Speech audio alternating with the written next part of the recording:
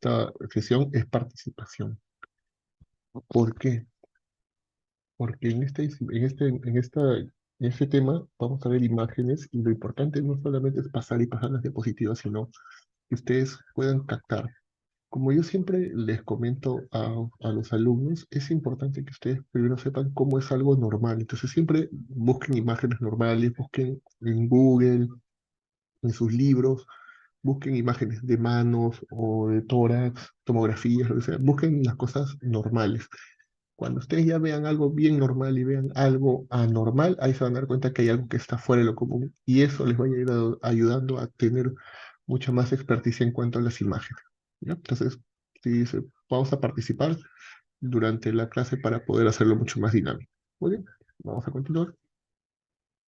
En imágenes en reumatología usamos de todo tipo, desde imágenes simples como unas radiografías hasta imágenes mucho más elaboradas o de mucho más, digamos, procesamiento, como por ejemplo las imágenes por PET-CT, o sea, tomografía por emisión de positrones.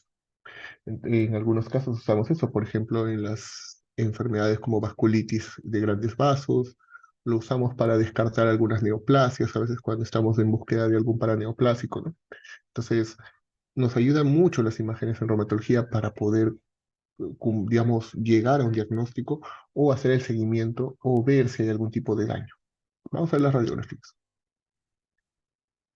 ¿Qué evaluamos con las radiografías? Evaluamos el espacio articular, evaluamos las erosiones, la alineación, por ejemplo, algunas calcificaciones. Hoy día con un grupo vimos un paciente con dermatomiositis, una niña de 6 años, que empezó a hacer calcinosis en miembros superiores y se pudo ver en las placas muy interesante. Y importante progresión, ¿no? Por ejemplo, cuando han visto a los pacientes con artritis reumatoide, ustedes han visto que hay factores de mal pronóstico, ¿no? Por ejemplo, ¿alguien sabe un factor de mal pronóstico? Levante la mano y participa, o yo pregunto. Quieren, cuéntame. Tal vez altos valores del anti-CCP, doctor. Ajá. Valores altos de TCP y o de factor reumatoide positivo.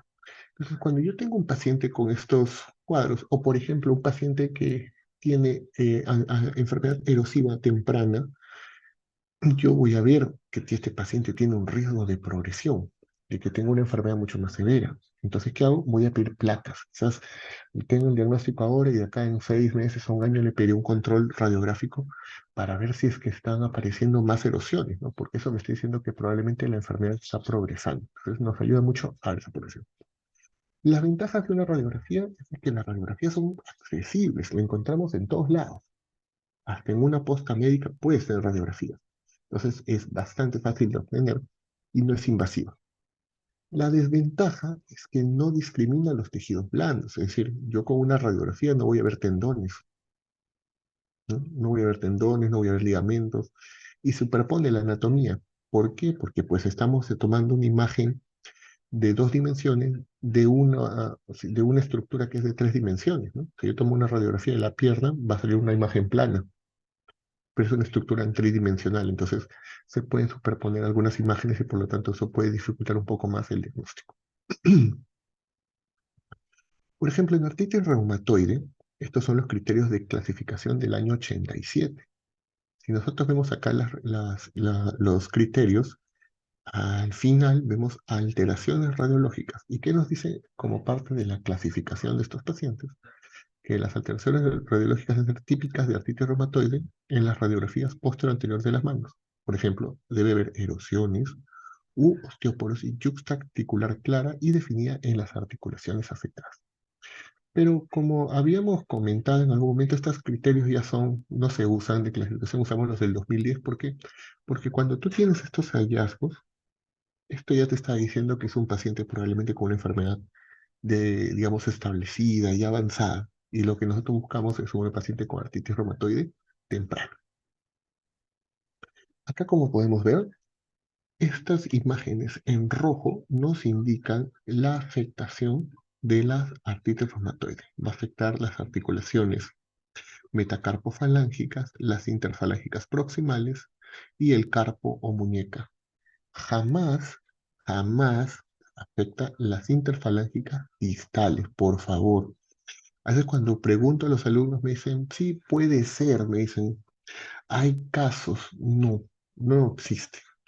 Si tú tienes un paciente que dice tener artritis reumatoide y hay compromiso de sinovitis de las articulaciones interfalángicas distales, ese es otro diagnóstico, esa es otra cosa, no es artritis reumatoide.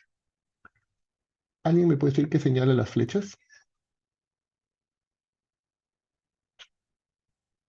¿Alguien quiere participar o pregunto? Pregunto. A ver, Rodolfo Rivera.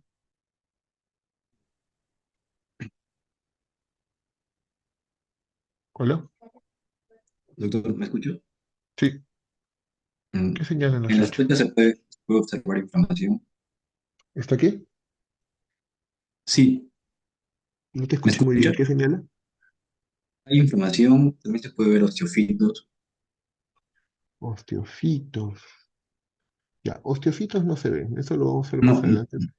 Pero lo que sí se ve es aumento de las partes blandas. Vemos cómo están aumentados en la parte en la piel o en la parte blanda alrededor de la articulación interfalángica proximal. Vemos cómo está aumentado. Vemos acá. Vemos acá. Entonces, hay un aumento en la parte blanda probablemente por la sinovitis, pero yo acá no puedo decir que hay sinovitis porque yo no veo la sinovia, ¿no? Porque es una radiografía de una imagen que es parte blanda que no puede discriminar. Muy bien, continuamos. Alguien me diga qué señala la flecha en la imagen C. Mientras más participen más rápido, es mejor. ¿Quieren? Disminución del espacio articular. Exactamente. Si se dan cuenta, entre articulación, entre hueso y hueso está la articulación y hay un espacio, como por ejemplo en esta segunda metacarpofalángica vemos el espacio. Si vemos en la tercera, prácticamente el espacio está disminuido. Hay un poco de espacio, pero ya no es igual que este, ¿no? Si vemos a la cuarta, también está algo disminuido y en la quinta también. Y miren arriba inclusive, acá se nota mucho más en la distal, acá debe haber algo más adicional. Pero miren, entonces acá tenemos una disminución de espacio articular, ¿no? Entonces tenemos disminución de espacio articular. Alguien que me diga qué hay en las asteriscos. A ver, Rodolfo, erosiones, doctor. en los asteriscos no, no, no. Otro, a ver, levantó Keren, Osteopenia, doctor. osteopenia yuxtaarticular. Miren el huesito, miren acá, donde está el puntero. Entonces vemos que el hueso es, vamos a decirlo así, hablemos de colores, hablemos de eso para que no se confunda mucho. El hueso es mucho más blanco, entre blanco y plomo, ¿no? Por acá. Es decir, es más radio opaco. Y se dan cuenta aquí, en esta área, alrededor de la articulación, por debajo de esta articulación, tenemos una imagen mucho más oscura. Esa imagen más oscura es radio, ¿radio qué? Radio lúcida. Esa imagen radiolúcida que está alrededor de las articulaciones se llama osteopenia yuxtaarticular. Entonces, esa es una característica de la artritis reumatoide, como dijo por ahí su compañera Karen. ¿Quién me dice que señala la flecha en la imagen A?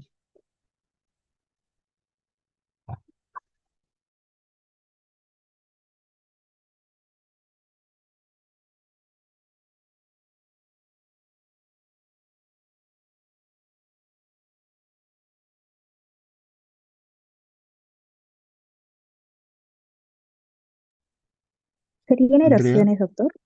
sí, discúlpeme, sino que mi perrito está muy ladrón. Un segundo.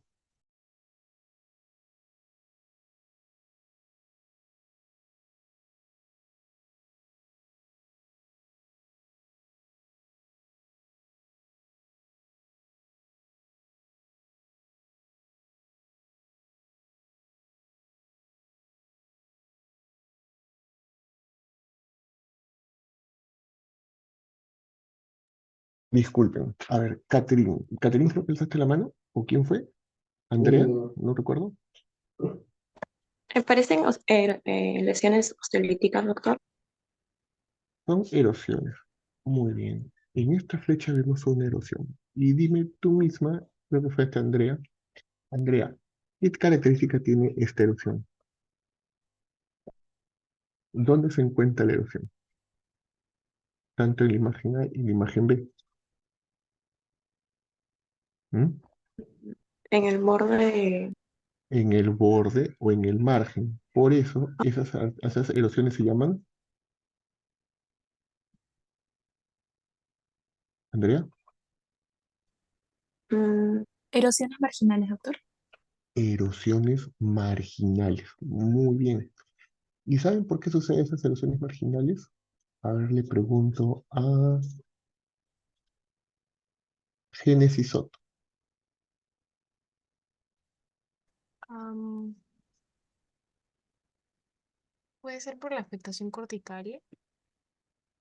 Mm, por ahí estás, pero algo más. Por la esclerosis, tal vez. No, no, no. A ver, Doctor, preguntemos. ¿puedo participar yo? ¿Quién habla? Andrea Reyes. Hola, Andrea, dime. Buenas noches. Bueno, en este caso, por la inflamación que existe. Ya, pero ¿qué pasa Entonces, con la inflamación? lo que pasa es que al haber una inflamación de la membrana sinovial, Ujú. va a destruir los tejidos que están cercanos, en este caso el cartílago o el hueso. Ya, estás por ahí. Lo que pasa es lo siguiente. No estás por ahí.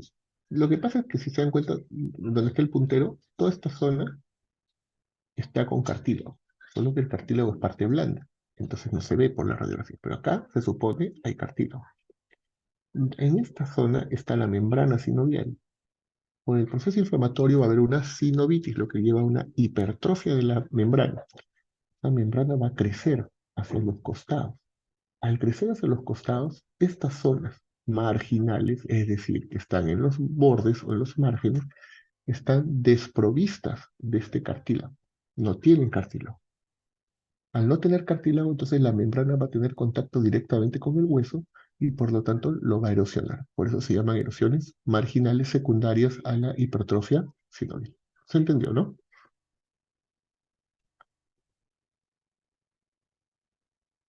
¿Se entendió? ¿Me escuchan? Sí, doctor. Ok. Entonces, eso es más o menos como dijo Andrea, sí, pero un poquito más lo ordené. Muy bien. ¿Qué señalan las flechas y los asteriscos en estos casos? ¿Alguien que desee participar? O pregunto.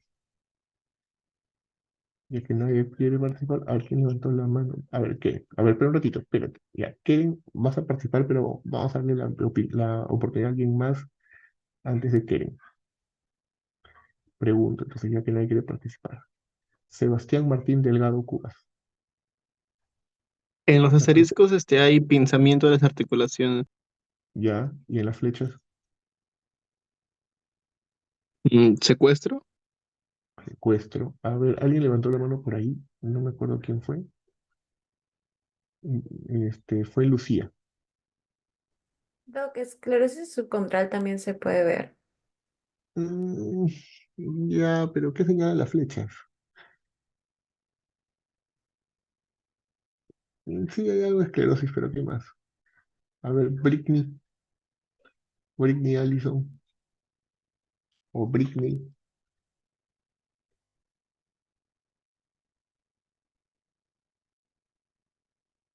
no está Britney, no participa. A ver, Lucía, Erosiones subcondrales, doctor, también. las erosiones no son subcondrales, marginales. Las erosiones subcondrales significaría que son por debajo, subcondral. Condro viene ¿de qué? ¿De qué viene condro? De A cartílago. cartílago. Entonces viene por debajo, las erosiones serían acá, pero esas erosiones están en el margen, están en los bordes. Eso se llama erosiones marginales y lo de los asteriscos, como dijo su compañero, hay pinzamiento acá, prácticamente está anquilosado. Este paciente probablemente tenga ya una desviación cubital con articulaciones irreductibles. Aquí vemos en los pies lo mismo, erosiones marginales, miren, desviación claramente notoria, esta flecha señala erosiones, A estos están señalando osteopenia yuxtaarticular, como ven acá. Miren este pie, totalmente deformado, ¿no? Totalmente deformado. Ahora, recordemos, no sé si han realizado el tema con sus tutores, las espondiloartritis seronegativas ya no se dividen netamente si seronegativas, porque muchas de ellas, y como la artritis psoriásica, pueden tener componente como factor reumatoide o anti-CCP positivos. Entonces, actualmente se dividen como espondiloartritis axiales, que tienen compromiso netamente de columna, o predominantemente columna y sacroiliacas, y las periféricas que tienen compromiso principalmente de articulaciones periféricas como miembros inferiores y miembros superiores. No son excluyentes una de la otra, ya que las axiales pueden tener compromiso periférico y al revés, las periféricas pueden tener compromiso axial. Dentro de las periféricas, una de las más conocidas es la artritis psoriásica, ¿no? Pero en general, la artritis periférica, a diferencia de la artritis reumatoide, se puede tener compromiso de las metacarpo, las interfalángicas proximales, pero también las interfalángicas distales, como ven aquí. Justo el día de ayer en la clínica, había un paciente con una artritis psoriásica bien clásica, distales, proximales. Un paciente que tiene psoriasis hace casi 20 años y que hizo el debut de la enfermedad hace 10, pero que no decidió iniciar tratamiento por temor a la medicación. Actualmente viene con deformidades. ¿Qué señala las flechas? Las flechas, no la cabeza de flecha, sino las flechas. ¿Alguien? Yo pregunto. Muy bien, dio oportunidad, pregunto. A ver, ¿qué me dice Lindsay Rojas?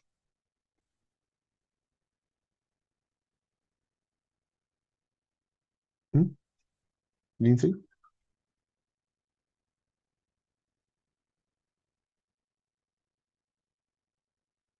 ¿Lindsay? No, no está. Vamos a preguntarle a Rodrigo Jesús Coto. ¿Sí, doctor? ¿Qué señala las flechas? Pensamiento. Estas dos flechas, ¿ah? Ah, ok. Esta es Ah, cabeza de flecha. ya, eso sería. ¿Mm? ¿Osteofitas, doctor? Muy bien, osteofitos. Si se dan cuenta, vamos a ver si se puede poner zoom.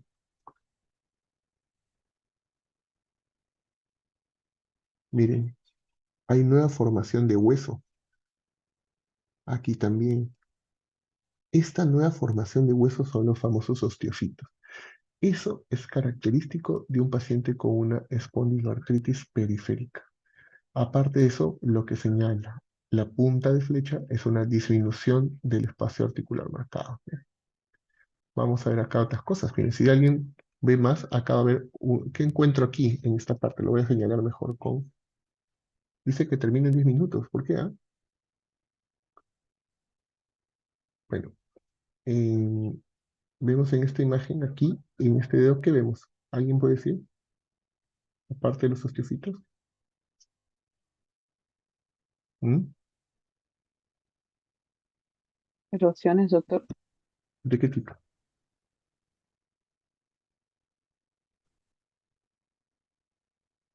¿Mm? ¿Quieren? Erosiones periarticulares. Ya, pero el artritis reumatoide digo que eran marginales. En este caso, ¿no es marginal? Periarticulares. No. Algo así.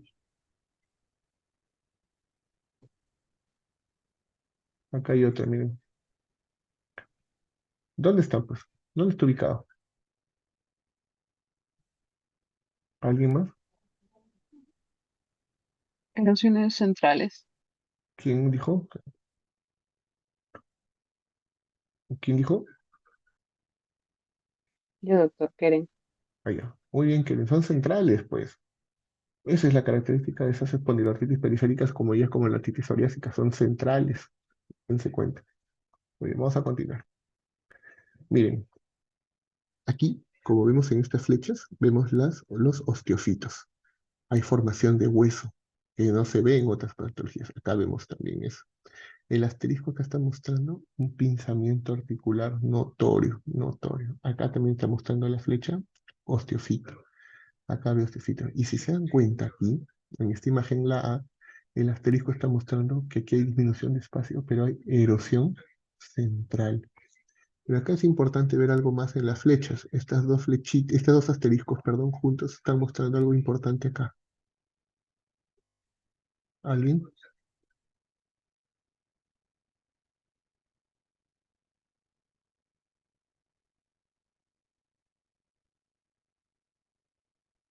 A ver, pregunto. Madeline Oré. Sí, doctor. Dime, ¿qué ven esos dos asteriscos juntos? Puede ¿Mm? ser osteopenia. No. ¿Alguien? Esclerosis, doctor. Algo por ahí, algo por ahí. Lo que se ve aquí es que el hueso cortical está mucho más engrosado. Eso se llama una osteitis. Esa es una característica también de las espondiloartritis periféricas. Miren acá, claramente es erosión central gigante, ¿no? Y lo que se está mostrando aquí es osteofitas, ¿no? Miren acá. Esto de acá tiene un nombre, ¿alguien sabe? Todo este cuadro que ven acá en los pies. ¿Alguien? Pregunto. Humberto Ignacio Lagones. Bueno, es un incremento del espacio articular, pero el nombre específico no sabría. Incremento del espacio articular. Aquí no hay espacio, acá no hay articulaciones. Ah, bueno, claro. Sería no sé, quizás una necrosis. eh, una, Necrosis, no. ¿Alguien?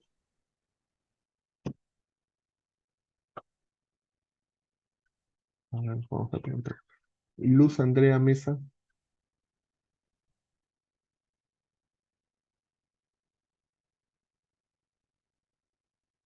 Luz Andrea Mesa. Lucía Soto. Sí, doctor. Dime, ¿qué cuadro es todo esto que se muestra aquí?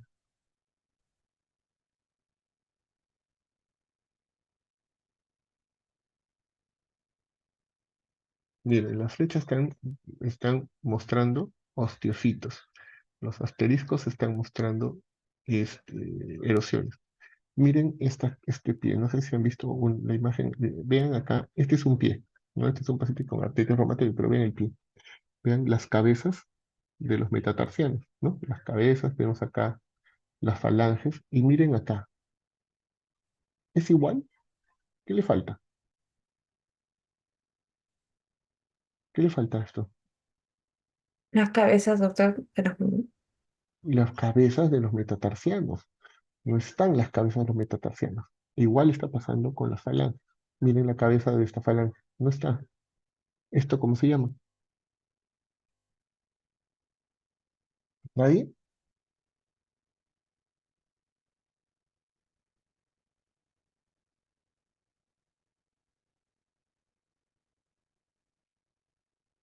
¿Nadie? Uy, muchachos, no han han hecho esta clase la semana pasada. Es una artritis mutilans. ¿No ven que todo está perdiendo las falanges? Prácticamente acá ya no hay dedo, acá tampoco. Esta es una artritis mutilans, que es un subtipo de artritis psoriásica. Es severa, es bastante discapacitante. Muchachos, ¿no han llevado la clase de psoriasis la semana pasada? ¿Mm? De esto hemos hablado con el grupo de la semana pasada, por eso me sorprende que ninguno del grupo pasado participe. Más aún si es que ya hemos tocado el tema. Muy bien. Otro de los cuadros importantes es la osteoartritis. En los hallazgos de las osteoartritis o artrosis tenemos los quistes subcondrales, los osteofitos, disminución de espacio, la esclerosis subcondral. Ojo, las metacarpas falángicas están respetadas, pero si ven que en la radiografía la segunda y tercera metacarpa falángica se comprometen, hay que pensar en otros cuadros, como el CPPD, que es una enfermedad por microcristales, o una enfermedad llamada hemocromatosis.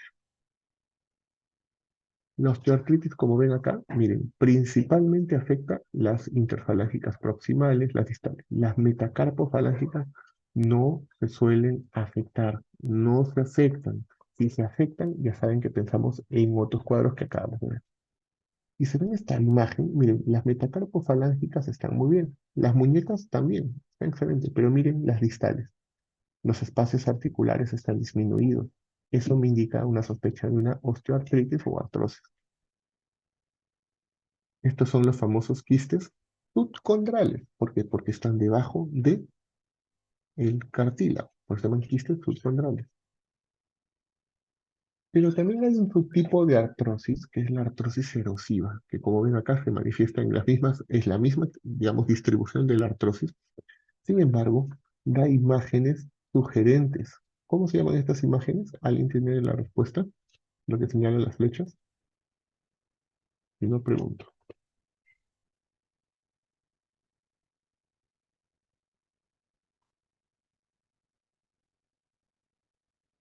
¿Nadie? ¿Una deformidad articular, doctor? No, pues eso es una consecuencia, pero las imágenes que ven ahí, Cosa Egusquiza Gabriel, Sí, doctor. dime, ¿qué se está señalando las flechas? Es una característica de la artrosis erosiva. Sería la pérdida del espacio subcondral, del espacio articular. No, no tanto por ahí. Miren que estoy dibujando, ¿ah? No sé si se ve el dibujo, creo que no. Eh, No se ve, ¿no? Doctor, son erosiones centrales.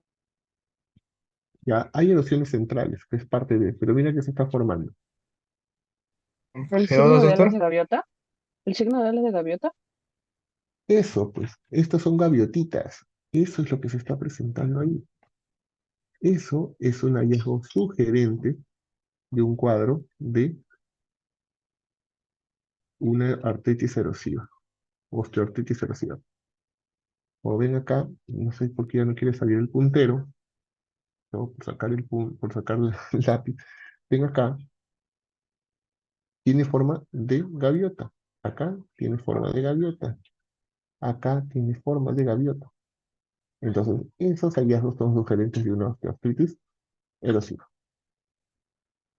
Y este cuadrito me gusta mucho porque aquí ya te dice prácticamente las diferencias entre las principales artropatías que acabamos de revisar, tanto en la parte articular como en otras. Por ejemplo, la artritis reumatoide, la artritis psoriásica, la osteoartritis y la artritis erosiva. Este cuadrito, si ustedes se lo aprenden, no es necesario revisar más. Este cuadro, al resumen, ¿alguna duda? Todo bien, ¿no? Y en la artrosis erosiva es lo mismo. Ahora, en la artritis reumatoide hay disminución del espacio simétrico. En la psoriática es asimétrico. En la artrosis puede ser asimétrico y acá es difuso, como vimos como en alas de mariposa. La artritis reumatoide, las erosiones son marginales, los al margen. Acá son frecuentemente centrales con sobrecrecimiento óseo, es decir, los famosos osteofitos. Acá hay quistes subcondrales y osteofitos, y acá erosiones subcondrales con localización central, creando apariencia en alas de gaviota, lo que había dicho por ahí algunos de sus compañeros. Osteopenia peri o yuxtaarticular, la osteopenia es poco común en la artritis psoriásica, acá hay esclerosis subcondral en la artrosis. Y acá hay compromiso de los tejidos blandos, acá pueden incluir dactilitis, que es el dedo en salchicha, y aquí, por ejemplo, en la erosiva, ausencia de erosiones marginales. Muy bien. Entonces, si ustedes este cuadro lo aprenden, no necesitan hacer otra cosa más que hacer. Es muy fácil diferenciar una enfermedad de otra solamente por las características. Muy bien. Continuamos para apurarnos un poquito. La gota. La gota es una artropatía por microcristales, ¿no? Es un cuadro que es muy común, vemos bastantes pacientes. Y estos hallazgos que ven aquí en las radiografías son hallazgos de cuadros ya, un cuadro de, de un paciente ya con una enfermedad avanzada. No se suele ver de inicio. Y tiene unas erosiones, y si dan cuenta las erosiones no son similares a las erosiones por artritis reumatoide, y tampoco son centrales como en el caso de las artritis psoriásicas. Son unas erosiones mucho más profundas, no tanto al borde, y son en especie de saca-bocado, como si hubieran agarrado una cuchara de helado y hubieran sacado hueso, ¿no? Eso es más o menos lo que se ve en estas erosiones. Y estas se llaman erosiones en sacabocado o en mordedura de rata, también le dicen algunos. Entonces, eso es característico de un paciente con gota. En el caso del depósito de pirofosfato de calcio o el CPPD, dijimos que el compromiso puede haber de la segunda y tercera metacarpofalángica, pero también hay otras lesiones características. ¿Qué es lo que está señalando esta flecha? ¿Alguien?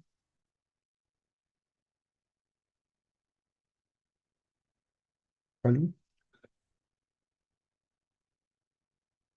Pregunto, ¿ya Doctor, hablé la portilla? ¿O quién? Kevin, dime Kevin. en- ¿se refiere a la estructura o a la alteración? La alteración que está acá, en ¿Es la una figura. condrocalcinosis? Exactamente, es una condrocalcinosis, condro de cartílago. Calcinosis es una calcificación del cartílago. Si se dan cuenta, esta es la articulación, esta es la rodilla, y acá en medio, como dije, en todas las articulaciones tenemos el cartílago. Y aquí en esta zona se está calcificando. Esa es una característica de del depósito de pirofosfato de calcio, que es la pseudogota, en este caso esto se llama la condrocalcinosis. Eso puede aparecer en la rodilla, puede aparecer en la sínfisis del pubis, puede aparecer en la muñeca. Perdón. Otras EDTC. EDTC recuerdan enfermedades difusas del tejido conectivo, como lupus, como el Sjögren, como la esclerosis sistémica, que pueden tener también compromiso articular. La distribución de este compromiso articular es muy similar a los pacientes con artritis reumatoide. La diferencia es que aquí no suele haber erosiones, no suele ser una enfermedad erosiva. Pero vean esta plaquita. ¿Qué está pasando en esta placa en donde están señalando las flechas? ¿Quién me puede decir?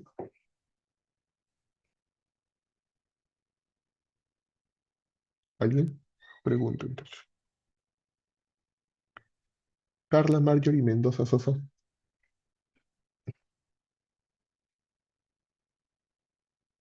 A ver, Madeline.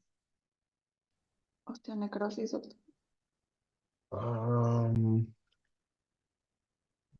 estás por ahí, pero no es una osteonecrosis. Estás por ahí. Tienes la idea. O Madeline, para hacértelo más fácil. Como le digo, de repente no lo saben decir en digamos, en un término médico igual, pero dime lo que tú ves ahí. No, no me digas términos médicos, dime lo que es ahí, Madeline. Mm, hacen falta las cabezas de las falanges distales. Exactamente, exactamente, Madeline. Eso es lo que falta. Falta la cabeza de las falanges. ¿Y por qué ha pasado eso? Hay una resorción ósea, resorción de las cabezas de los falanges. ¿Y saben por qué pasó esto? Este es un paciente con una esclerosis sistémica que está presentando el Raynaud persistente. Si hay Raynaud, no hay flujo sanguíneo distal. Si no hay flujo sanguíneo distal, no hay adecuada nutrición, vamos a decirlo así, de las partes más distal del dedo. Entonces el hueso se empieza a resorber. Y eso al reabsorberse empieza a perder las cabezas. Es una complicación de los pacientes con esclerosis sistémica. Muy bien, Madeline. En la artritis reumatoide dijimos que también puede haber compromisos cervicales. Muy importante, hay que tener en cuenta esto de acá. Este es el atlas, que es la primera vértebra. La sigue es el axis, y este axis tiene un cachito, que es el proceso odontoide. Este proceso odontoide se junta o se une con la parte anterior del atlas a través de membrana sinovial. ¿Qué pasa en los pacientes con artritis? Si hay membrana sinovial, por lo tanto, ¿qué puede pasar? pues puede ser que esto también se afecte por la artritis reumatoide y se erosione. Si esto se erosiona, vamos a ver acá, miren, a la extensión aparentemente está unido, pero miren cuando flexiona, hay una separación marcada. Esto, al separarse, va hacia la parte posterior, puede comprimir la médula. Entonces, al comprimir la médula, esto puede llevar a un paciente a una cuadriparesia. Recuerden que esto se manifiesta con dolor cervical. El dolor cervical no es más intenso simplemente por el hecho de tener mucho más compromiso de esta subluxación. El dolor cervical puede ser muy leve, puede ser muy pequeño. Entonces, todo paciente que tenga artritis reumatoide, sobre todo aquellos con enfermedad erosiva o enfermedad de larga data, pues tienen que siempre preguntarle si hay dolor cervical, por lo menos una radiografía funcional en extensión y en flexión para descartar una subluxación atrofoidea, porque eso, si se presenta, tiene que ser visto urgente por el neurocirujano y esto programar para cirugía. ¿Para qué? Para fijar este apófisis odontoide. En las espondiloartritis axiales, ya les dije, hay espondiloartritis periférica que hemos visto entre la psoriásica, y las axiales, tenemos entre ellas la espondilitis anquilosante, que es la AS, de Ankylosing Spondylitis, y tenemos la psoriática, que también puede tener compromisos axial, recordemos que es periférica, pero puede tener axial. La reactiva y la enteropática también pueden tener compromisos axiales. Entonces, acá hay diferencias entre ellas. Por ejemplo, la espondilitis anquilosante suele ser bilateral en el caso de la sacroilitis. La psoriásica puede ser frecuentemente unilateral, al igual que la reactiva. La enteropática, bilateral. Si hablamos de artritis periférica, la espondilitis anquilosante no suele tener artritis periférica, y si la hay, es de compromiso de grandes articulaciones. En cambio, la artritis psoriásica sí tiene compromiso de articulaciones periféricas, porque hemos visto igual que la reactiva y la enteropática. Y en el caso del compromiso axial, que es lo que vamos a ver a continuación, puede haber lesiones en las esquinas, en el compromiso posterior y lateral, dice indistinguible de la espondilitis anquilosante. O sea, estas dos en el compromiso axial se pueden parecer mucho. La reactiva es muy poco común que presente compromiso axial, pero puede haber. Y la enteropática también es menos común, pero es mucho más mayor en mujeres. Estos son los criterios de New York modificados para evaluar la espondilitis anquilosante, donde se evalúa la sacroilitis según los grados. Eso lo vamos a ver más adelante. Pero en los criterios de clasificación de ASAS para espondiloartritis, es importante que sepan que para que tú digas que un paciente puede tener una espondiloartritis, tienes que tener un paciente con más de mayor o igual a 3 meses de dolor, dolor axial. Recordemos que habíamos hablado de lumbalgia, y la lumbalgia puede ser aguda, crónica, y la crónica es más de 12 semanas o 3 meses, ¿no? Y edad de menos de 45 años. ¿Y qué tenemos? Pueden ser que haya sacroilitis en las imágenes, más una característica de la espondiloartritis que vemos acá, o que tenga el HLA27 más 2 de las características. Entonces, teniendo en cuenta esto, ustedes pueden clasificar a un paciente como tener una espondiloartritis. Aquí están los criterios de New York modificados. Vamos a ver aquí la sacroiliaca. Esta articulación que ven acá, esta que parece una S, estas son las sacroiliacas. Como ven acá, vamos a ver. Hay grado 0, que es normal. Hay grado 1, que es sospechoso, pero que es un poco difícil de poder determinar si es una u otra. Tenemos la grado 2, donde anormalidades hay mínimas, pero hay áreas localizadas pequeñas con erosiones o esclerosis. Vamos a ver. Les voy a explicar más o menos cuál es cuál para que tengan una idea. Este de acá es una grado 0, es normal. Se ve la articulación sin mayor problema. Grado 1 sospechoso. O sea, yo puedo ver algo de disminución de espacio, pero es muy difícil. La grado 2 hay esclerosis subcondral. Si se dan cuenta acá, esto es todo oscurito, y acá está mucho más clarito, mucho más radio opaco. Este es una esclerosis subcondral, y eso es indicativo de que un paciente, es sugerente de que un paciente tiene una sacroilitis grado 2. La grado 3, como dice, es anormalidad definida, o sea, no tienes duda. Moderada o avanzada enfermedad, incluyendo parcial anclaje. Miren, aquí la articulación prácticamente no se ve. Hay espacios que se ve por aquí, por allá, pero no es tanto. Y la grado 4 es la total anquilosis. Miren, la articulación no está. Entonces, esto nos ayuda para clasificar a los pacientes según los criterios de New York modificado. Y acá hay algo importante. Cuando ustedes ven la columna, hay de pacientes que dicen de los osteofitos, estamos hablando de, por ejemplo, el cisdesmofito, que no es lo mismo. Una cosa es tener osteofitos y otra cosa es tener cisdesmofito. Y el osteofito, que por ahí vimos en los pacientes con artritis psoriásica, también se puede ver en la columna. Entonces, osteofito, vemos acá, es hiperostosis en el lugar de anclaje de las fibras de Sharpey. ¿Y cómo se define? Es una excrescencia triangular situadas a unos milímetros por encima del borde del cuerpo vertebral de trayectoria primero horizontal y luego vertical.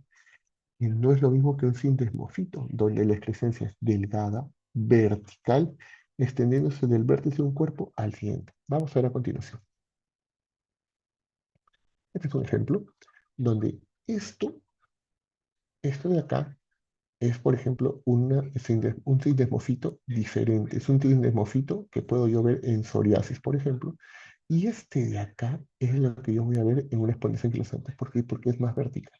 Voy a mostrarles otro gráfico donde le puedo ayudar un poquito más. Aquí, por ejemplo. Ven esta vértebra y esta vértebra. Lo está uniendo un puente. Ustedes pueden decir, ¿es sindesmofito o es un osteofito? Este es un sindesmofito porque cumple las características clásicas. Es delgado, vertical y une vértebra, vértice con vértice, como ven acá. Vamos a ver acá en unas imágenes más, pero voy a explicarles algo más. Esto es la imagen típica del sindesmofito.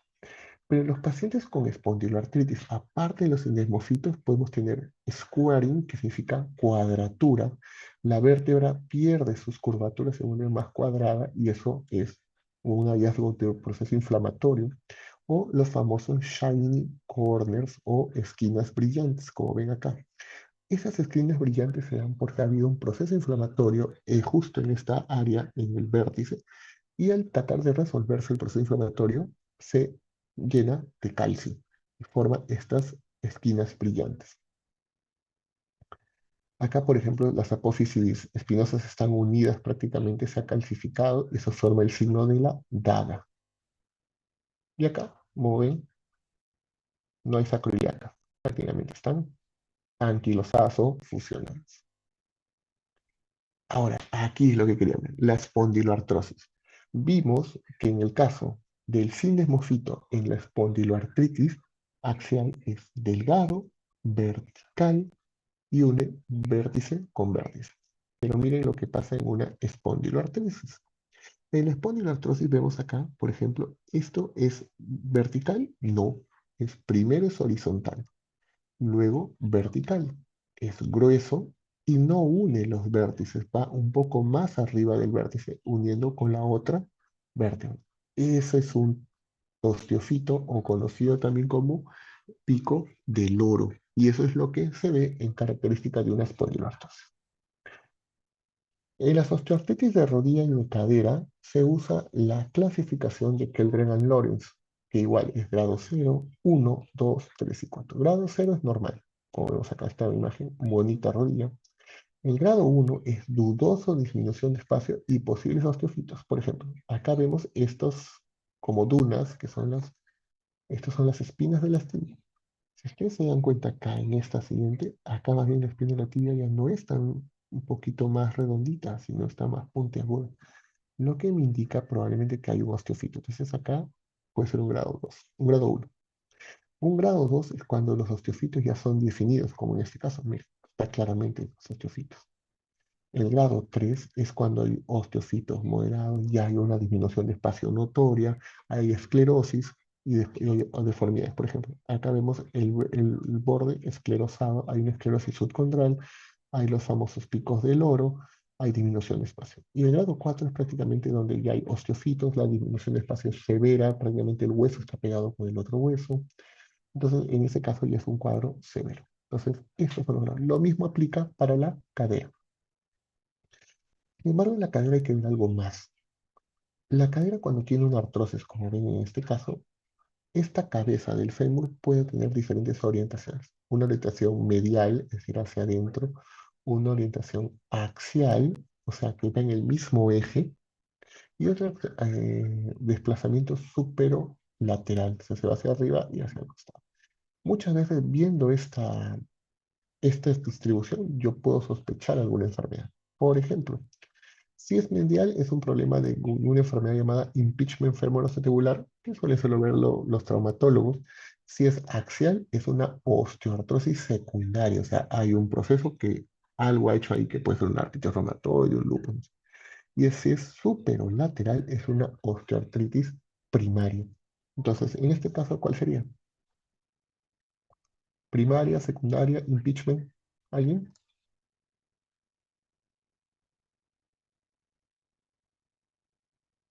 ¿Alguien? Pregunta. Entonces, Alejandra Núñez,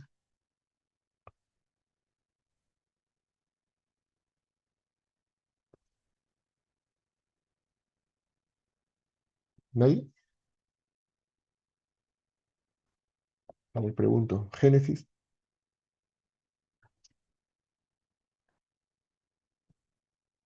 Doctor, La, ¿puede ser la secundaria? No, oh, impeachment.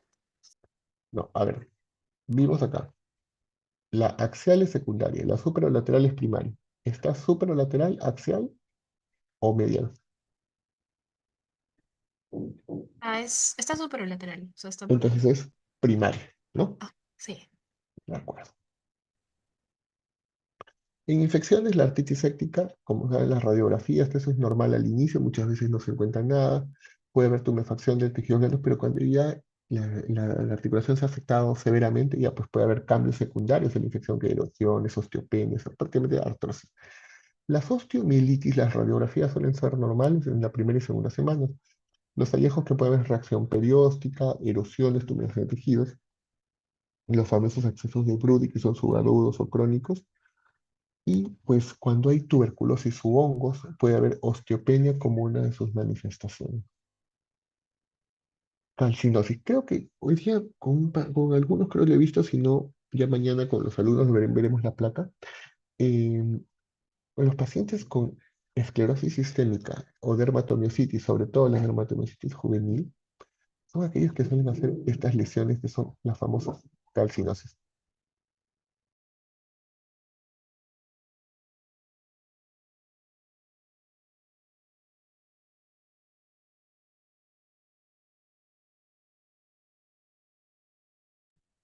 Entonces vemos estas calcinosis, que esto es calcio, esto es lo que ven acá en esta mano. Esta es una complicación muy difícil de manejar. Los pacientes que tienen calcinosis, justo hoy día le han comentado eso, en los congresos que nosotros tenemos de reumatología internacionales o nacionales, a veces se hacen simposios de ciertos temas. Uno de esos temas muchas veces es manejo de calcinosis. Es uno de los primeros que se llena, porque la calcinosis es difícil de tratar. A veces los tratamientos no funcionan. Es un cuadro bastante frustrante para el reumatólogo porque a veces le hace todo y sigue llenándose de calcinosis y eso le trae problemas porque esas calcinosis, como ven acá, van a salir, van a dejar heridas, se puede sobreinfectar y eso trae muchos problemas. Entonces, es un cuadro a veces muy difícil de tratar. Para ir terminando, la ecografía evaluamos reumatismos extraarticulares, por ejemplo, una tendinitis, no sé, de Kervaí, una tendinitis flexora, una tendinitis del manguito rotador. En artritis reumatoide nos puede ayudar un diagnóstico, sí, si tengo dudas que la articulación está inflamada o no, una ecografía me puede ayudar. En las espondiloartritis para ver las compromisos de la centesis, las artritis por cristales también, y la artritis células gigantes, que seguramente es un tema que van a ver la próxima semana. Vamos a evaluar la arteria temporal. Las ventajas también, la ecografía es bastante accesible, ya se encuentra en muchos lados, no invasiva, no hay radiación, no hay contraste, pero la desventaja es que es operador dependiente, o sea, yo le puedo tomar una ecografía ahorita a un paciente y digo, mira, yo creo que tiene este señor una tendinitis del supraespinoso, muy bien. Lo mando con con otro, con otro ecografista y después dice que no tiene nada. Entonces depende mucho de la experiencia del. Y los tejidos blandos a veces no son bien evaluados. En la artritis reumatoide podemos evaluar si hay sinovitis, también se puede ver erosiones a través de ecografía que muchas veces inclusive en las radiografías no se ven. Y si hay sinovitis activa, apoya al diagnóstico e indicación de iniciar o modificar un tratamiento. Acá como vemos, miren, vemos la articulación. Esto que está en asterisco es la sinovia. Cuando esto le aplican Power Doppler, se muestra, miren, este color que indica que está vascularizado y que indica que hay una inflamación activa. Esto no es necesario. En la artropatía por cristales, si bien es cierto, hemos dicho que el diagnóstico muchas veces tiene que ser con líquido para ver los cristales o para descartar otros procesos anteriores infecciosos, y en caso de gota y de CRPD, con las imágenes de doble contorno nos pueden ayudar a diferenciar una de otra. ¿Por qué? Porque la gota es un doble contorno que dicen que es un realce difuso focal en la superficie articular, en la lámina del cartílago, del cartílago articular superficial. En cambio, en el caso del CPPD o la pseudogota es diferente porque es una banda hipericóica delgada dentro del cartílago, que acá es por encima de ese cartílago. Entonces, esa diferencia entre gota y CPPD por la ecografía nos puede ayudar. La tomografía, miren, las tomografías nosotros no las solemos usar mucho en compromisos articulares porque la tomografía no te ayuda mucho a diferenciar partes blandas, como ven acá en la parte de las desventajas. Muchas veces lo usamos más en reumatología para evaluar compromiso pulmonar en algunas enfermedades. Que recordemos que hay enfermedades sistémicas como la artritis, el lupus, la esclerosis sistémica, donde el compromiso pulmonar puede ser importante, entonces usamos la tomografía. Ventaja es rápido. Actualmente la tomografía ya no es como antes, muchos años atrás, donde era mucho más caro.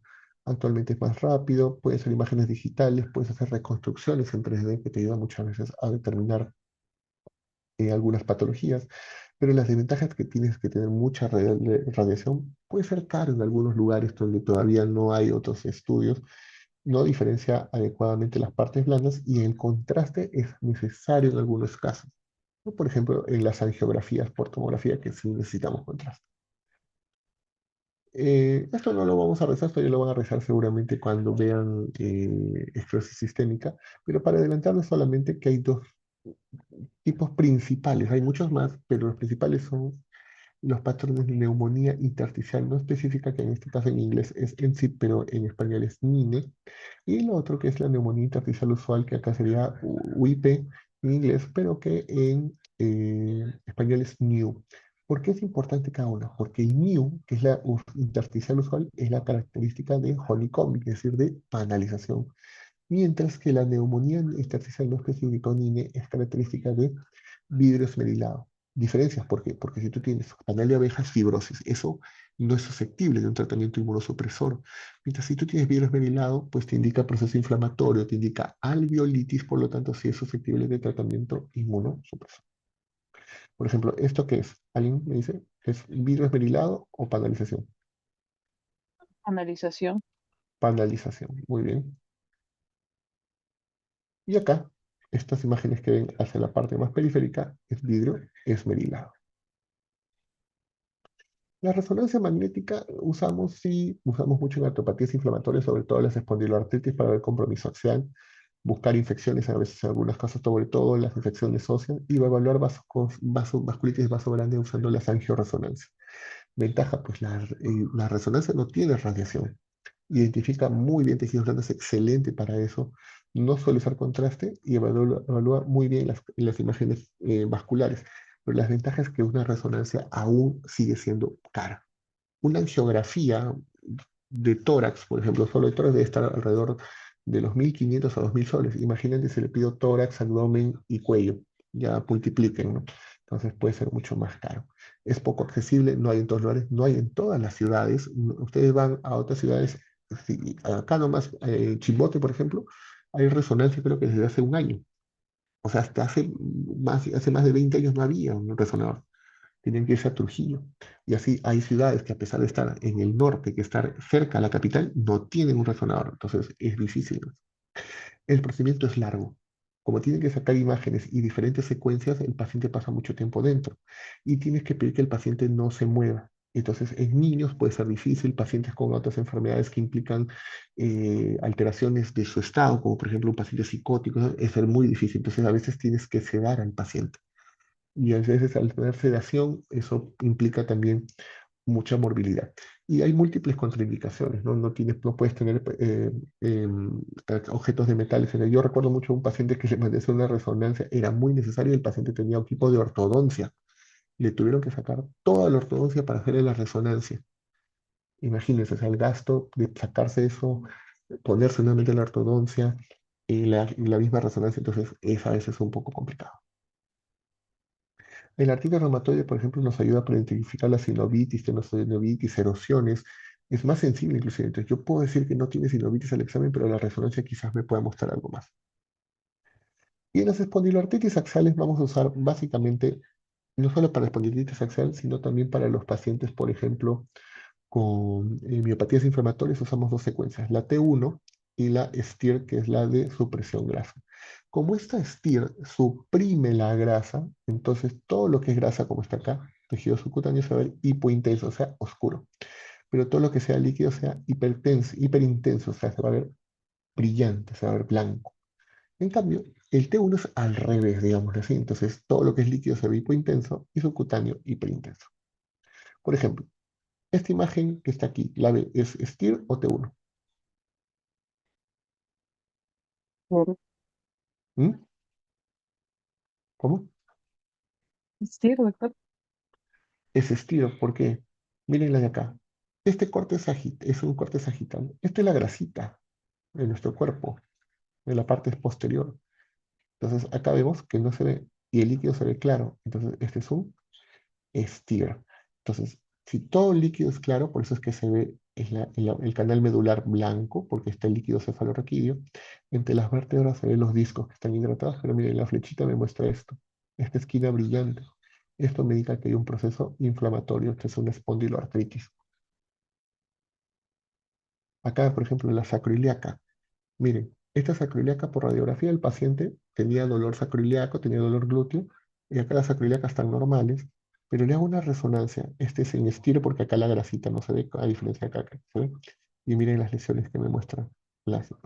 Indica inflamación, ¿no? Edema medular, edema óseo. Ese es indicativo de una sacroiliitis. Y para terminar, medicina nuclear, usamos gamografía de glándulas salivales, como para el síndrome de Sjögren, y ver la funcionalidad. Si disminuye la captación es porque hay un reemplazo del tejido por tejido fibroso y eso por lo tanto indica un proceso inflamatorio ya crónico. La gamografía de ventilación perfusión para ver tromboembolismos pulmonares, eso no hacemos en el hospital actualmente, solo hacen la de perfusión, pues la ventilación no tiene, entiendo, el radioactivo, entonces usamos placa para eso. El PET-CT, importante, como le dije al inicio, para seguimiento de vasculitis de vasos grandes, si yo quiero ver si hay metástasis o metástasis de algún tipo, ¿no? Ya haciendo un descarte en un diferencial. La gamografía en la artritis céntrica hay que tener mucho cuidado, porque hay una alta tasa de falso positivo. ¿Por qué? Porque si yo tengo una infección en la piel y pido una gamografía, me va a marcar esa infección de la piel y esa articulación no va a estar inflamada, pero como está muy pegada a la piel, a esa articulación es muy superficial, puede marcar como si fuese la articulación. Entonces hay que tener mucho cuidado con la interpretación y de la misma manera en la gamografía en pacientes con osteomielitis. Esto continuamos. Otros, las arteriografías, vasculitis de vaso grande, por ejemplo, para ver en tacayazos si hay lesiones estenóticas. Las ecocardiografías, que solo hacen los cardiólogos, lo usamos para ver valvulopatías, que pueden ser secundarios záfales, la hipertensión pulmonar, complicación importantísima en esclerosis sistémica, pero también el lupus. La capilaroscopia, que está de moda, que se usa mucho en el diagnóstico temprano de esclerosis sistémica, y la densitometriosis, que ustedes ya han visto en osteoporosis. Recuerden que la osteoporosis no tiene síntomas, entonces no se pide densitometría en un paciente que tiene dolor. Muy bien, eso es todo por el momento. Si tienen alguna pregunta o damos terminada la sesión.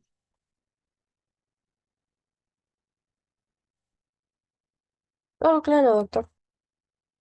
¿Sí? ¿Todo claro para todos? Sí, doctor.